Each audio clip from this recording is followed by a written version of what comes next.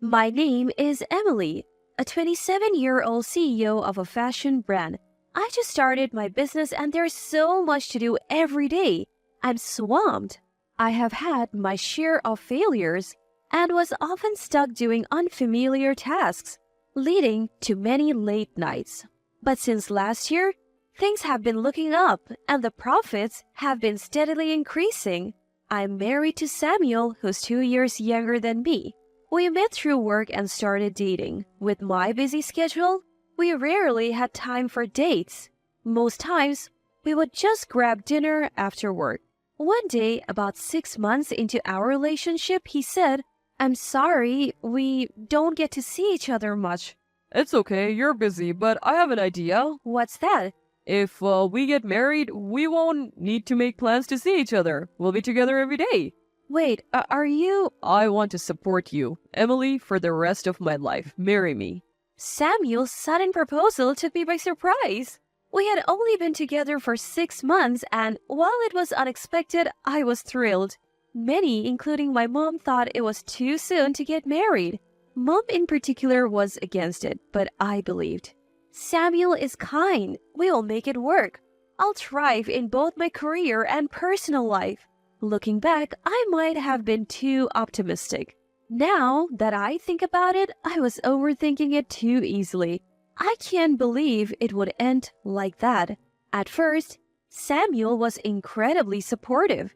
He would always check in on me, especially on my hectic days. When things weren't going well at work, he would say, You got this, Emily. I'm rooting for you. "Thanks." I'll support you in any way I can. There were times when he would call out to me and encourage me. He would even cook dinner for me when I worked late, but this honeymoon phase didn't last long. Soon, we started bickering over small things. "Don't leave your laundry around. Okay. If you eat, wash your dishes." You're the wife. You should do it. "What?" His tone had changed and it caught me off guard. "I work late, so it would help if you cleaned up." Don't use work as an excuse. It's a wife's job to do the chores. "I'm sorry." I realized I had been relying too much on Samuel and neglecting our home. He's working too, and he must be tired. I realized that I had built up a lot of dissatisfaction and I reflected on it. I decided to step up and share the household responsibilities. But Samuel gradually stopped helping and started complaining. Pasta again? "It's quick to make." It's undercooked and bland. Can't you make something else? "I'm sorry, I didn't have time." You need to expand your cooking repertoire. On bad days, he would glance at the dinner and decide to eat out. Did you clean my room? "No, I didn't get to it." Oh, clean it up. "You can clean your own room." You call yourself a wife? His complaints grew more frequent. "I'm busy with work too. Cut me some slack." When I finally spoke up, he snapped. What? You can't even handle basic chores? And you think you can run a business? He suddenly started yelling loudly and threw a cushion next to me at me.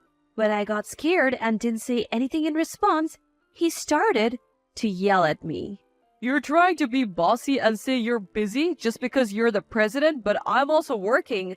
"I know you're working too, but..." Don't act like you're the only one who's busy.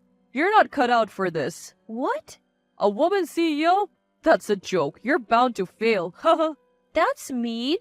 If you're upset, then cook better and clean properly. I ran to my bedroom, tears streaming down my face. "You used to say you supported me. Did you always feel this way?" From that moment on, I felt a distance growing between Samuel and me. He would occasionally complain, but I never talked back. Fearing another argument, Samuel started going out more even on his days off, and sometimes he wouldn't come home at night. Our conversations dwindled, and we barely spoke. I began sleeping only 3-4 hours a night. I would head to work early in the morning and come home late, cleaning, doing laundry, and preparing meals for the next day. This exhausting routine took a toll on me, both physically and mentally. Hey, how long are you going to sleep? I was jolted awake by Samuel's voice. In a panic, I checked the time. I was running late. It seemed I had fallen asleep on the sofa the previous night. Oh no, I'm going to be late. What about breakfast? Can't you do that yourself for once? In my rush, I accidentally let my true feelings slip. You make it. It's your fault for oversleeping. I started yelling, but I really had to go. As I headed for the door, he grabbed my arm tightly. Ouch! He yanked me back, pushing me onto the sofa. What are you doing? You think I can go to work hungry? I was terrified by Samuel's aggressive behavior. Fearing he might get even more violent, I decided to make breakfast quickly after informing my colleagues I would be late. Samuel ate the freshly made meal in silence. As I tried to leave quietly, he suddenly threw his plate on the floor. This tastes awful. The plate shattered and the food scattered everywhere. I'm not an animal. Don't feed me this garbage. Terrified, I ran out of the house. I was scared to go home that day. I wondered if I could ever have a peaceful life with Samuel. Lately, due to the stress at home, I found myself dozing off during meetings, and it started affecting my work. When I came home after working late, Samuel was still awake. Welcome back. That's what he said. He rarely greeted me like this. The mess from the morning was cleaned up and the broken plate was gone. It felt eerie, as if nothing had happened. I finished my chores as usual and Samuel brought me a cup of coffee. How was work? Thanks, it's going okay. I was taken aback by Samuel's sudden kindness. We're doing better, profits are stabilizing. That's good. Keep it up. I'm going to bed. Maybe he felt remorseful about the morning and was trying to be nice. That's all I thought about it at that time. But the next month, I noticed something odd. Can I ask you something? What? Your paycheck was really low this month. Did something happen? I changed jobs. What do you mean? You're earning well, so it's not a problem, right? Well, we're managing, but when my income became stable, Samuel quit his job on a whim and started working part-time. He was hardly committed, often skipping work. He also began bar hopping till the early hours. His sudden kindness was not out of remorse, but to check on my earnings. I couldn't hold back my anger anymore.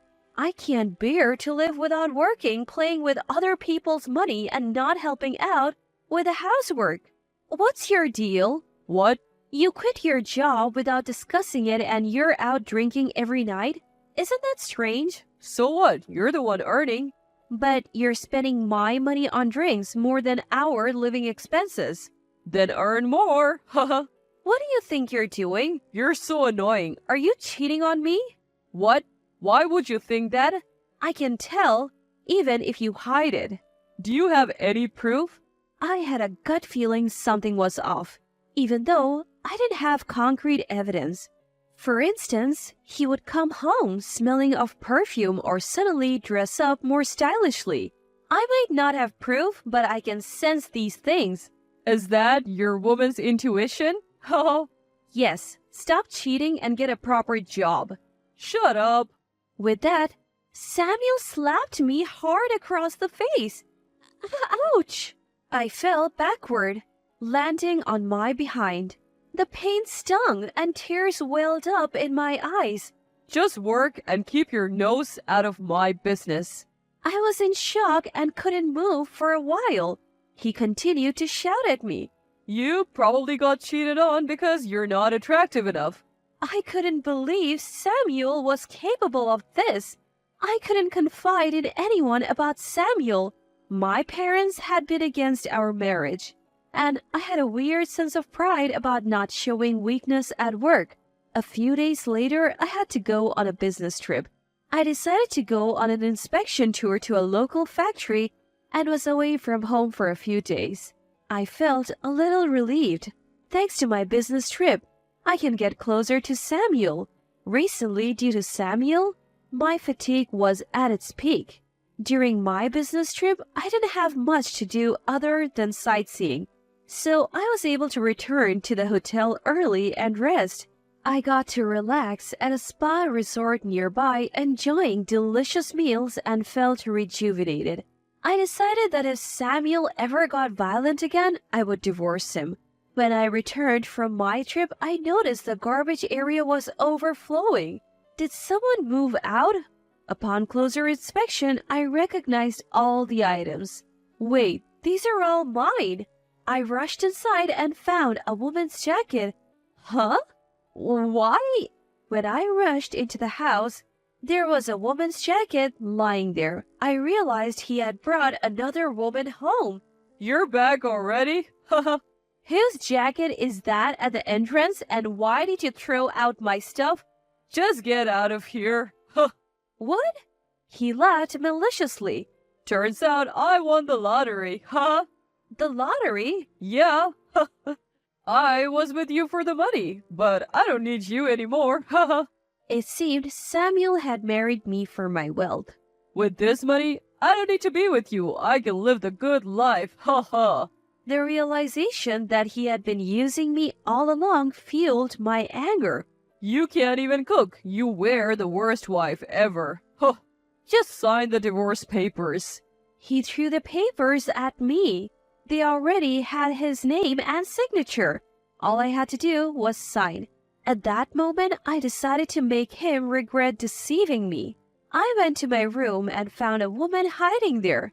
My room was already furnished, with new items indicating he planned to live with her. After confirming this, I turned to Samuel.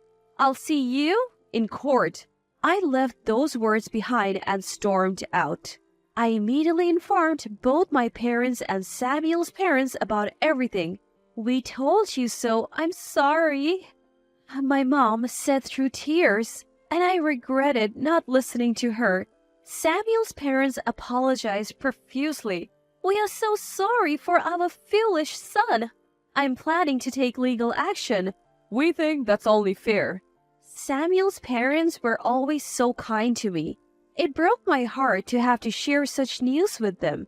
After speaking with them, I reached out to a lawyer I knew to prepare a case against Samuel for domestic violence and infidelity.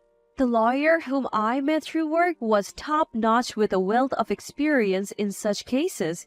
He was a rock. It must be tough for you. Leave the court proceedings to me. Thank you so much. We will get every penny we can from the divorce settlement.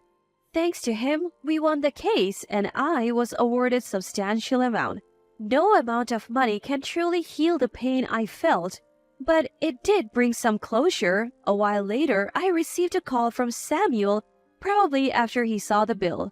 I thought of giving him a piece of my mind, but when I answered, he said, Got the bill, huh? Haha. To me, that's just pocket change. Doesn't hurt me one bit. Too bad for you. Haha. I hung up without saying a word. How could he consider such an amount trivial? Did he win the lottery or something? I felt defeated, thinking my revenge had no effect on him, but I decided to move on, focus on my work and forget about Samuel.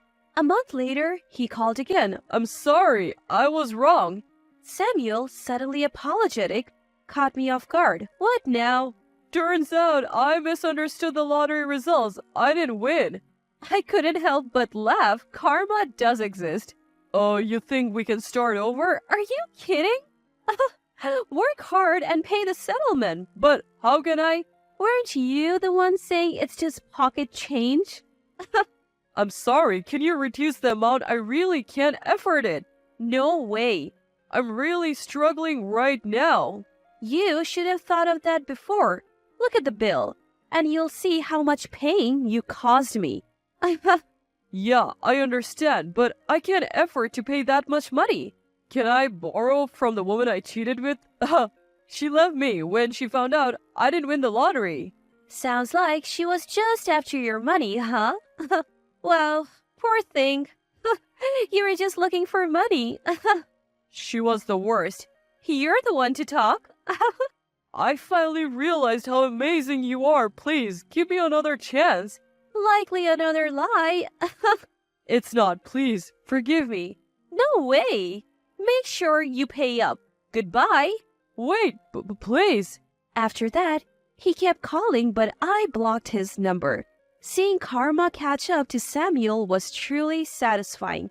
In the end, Samuel couldn't find a job and couldn't pay the settlement. His parents had to step in. Because of this, he was kicked out of his family home and disowned by his relatives. I wonder where he is now, but it's none of my business. As for me, life's been great. My company has grown and I have been able to hire more people. I am less stressed, sleeping better, and feeling healthier. I even found the right man and got married. He is nothing like Samuel and remains kind no matter how much time passes. He supports me, compliments my cooking, and helps around the house. I am living my best life now.